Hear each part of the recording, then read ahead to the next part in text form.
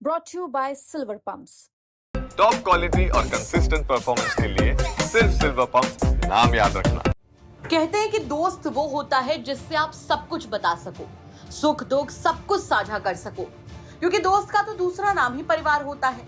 लेकिन जमाना कलयुग का है और ऐसे में दोस्ती को शर्मसार कर देने वाली एक घटना उत्तर प्रदेश के भदोही से सामने आई, जहां मुकेश बिंद नाम का एक शख्स कुछ महीने पहले यानी पिछले साल 30 दिसंबर को अचानक से गायब हो गया था। घर वालों ने उसे काफी ज्यादा खोजा, लेकिन जब वो नहीं मिला तो 20 जनवरी 2025 को उसकी किडनैपिंग का मामला गोपीगंज थाने में दर्ज कराया गया।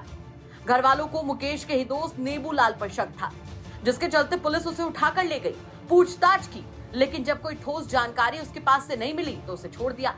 लेकिन जनवरी के इस मामले में नया मोड़ तब आया जब 2 दिन पहले ही गांव के कुएं में मुकेश का शव बरामद किया गया। शक की सुई फिर से नेबूलाल पर आ गई और जब उससे कड़ाई से पूछताछ की गई तो उसने अपना जुर्म कबूल कर लिया और जो बताया वो वाकई चौंकाने वाला था। पुलिस की पूछताछ में नेबूलाल ने बताया कि मृतक मुकेश नेबूलाल की पत्नी को गंदी नजर से देखता था और जिस दिन उसने इस वारदात को अंजाम दिया उस दिन तो हद ही हो गई। नेबूलाल के मुताबिक उस दिन मुकेश ने अपनी सारी हदें पार करते हुए उसकी पत्नी के लिए गंदे गंदे शब्दों का इस्तेमाल तक कर डाला, जिससे नेबूलाल का खून खौल गया और उसने अपना आपा खो दिया। उसने मुकेश को मौत के घाट उतार दिया।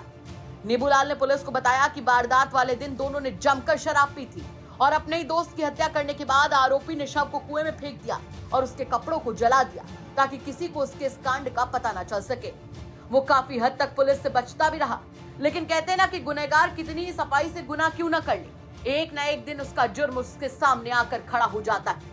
यही हुआ नेबूलाल के साथ, जिसे अब पुलिस ने गिरफ्तार कर लिया है। जी हाँ, ये प्रकरण इस प्रकार है। ये परसों मदनपुर गांव से जो थाना गोपीगंज में है, वहाँ पर एक कुएं से एक डेड बॉडी मिलती है। जो डेड बॉडी है उसकी शिनाख्त जो है वो मुकेश बिंद के नाम से की जाती है। मुकेश बिंद का जो अपहरण का मुकदमा है थाना गोपीगंज में ही 20 जनवरी को लिखा गया था। पूरा घटनाक्रम इस प्रकार है इसमें कि ये 30 दिसंबर 2024 में मुकेश बिंद गायब होते हैं। उसके बाद इनके परिजन जो हैं वो जनवरी में मेरे समझ प्रस्तुत होकर शक जाहिर करते हैं एक नेबूलाल पर कि भाई उनके साथ गया था, आखिरी बार उन्हीं का देखा गया था और उसके दौरान इनका अपहरण करके कुछ इनके साथ गलत किया गया है। तुरंत उस जो सूचना है उस पर अभियोग पंजीकृत करा लिया जाता है थाना गोपीगंज में। जो इसमें नामित अभियुक्त है नेबूलाल, उससे काफ़ी बार बीच दौरान काफ़ी बार पूछताछ भी हुई थी, लेकिन कोई ऐसा कंक्रीट एविडेंस ना होने की वजह से उसके द्वारा कुछ इसमें फ्रूटफुल बताया नहीं गया। लेकिन जैसे ही परसों हमारे पास डेड बॉडी हमें बरामद होती है, इससे फिर से कड़ाई से पूछताछ करी जाती है कि इसकी बातों में काफ़ी कॉन्ट्रडिक्शन निकलते हैं और आखिरी में कन्फेस कर लेता है पूरी घटना के बारे में बताते हुए कि इसी के द्वारा इसकी जो हत्या की गई थी मुकेश बिंद की, हत्या कारण जो बताया गया है वो ये है कि 30 तारीख को ये दोनों जाते हैं एक गाँव में, ये जुआ खेलते हैं, वहाँ से शाम को ये वापसी कर रहे होते हैं। तभी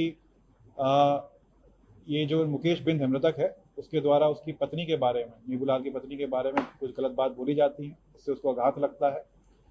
दोनों ही शराब के नशे में होते हैं और ये एक ईंट से वार करता है उस पर अभियुक्त जो है और उससे उसकी वहीं पर डेथ हो जाती है।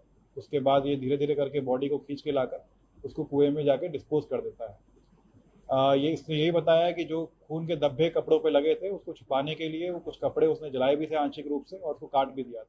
आपको बता दें कि पूरी घटना भदोही के गोपीगंज कोतवाली क्षेत्र के मदनपुर गांव की है, जिसका खुलासा पुलिस ने कर दिया है। लेकिन पत्नी पर गलत नजर रखने की बात पुलिस को बताने की बजाय हत्या कर देने का ये खौफनाक मामला पूरे इलाके में चर्चा का विषय बना हुआ है।